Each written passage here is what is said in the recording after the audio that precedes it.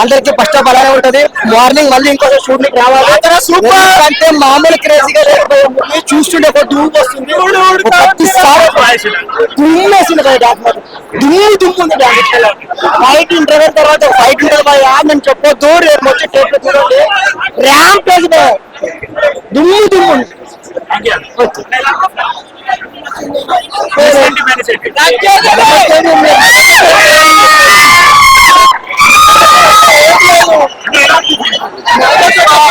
పుష్ప 1 పుష్ప 3 లో చేసింది.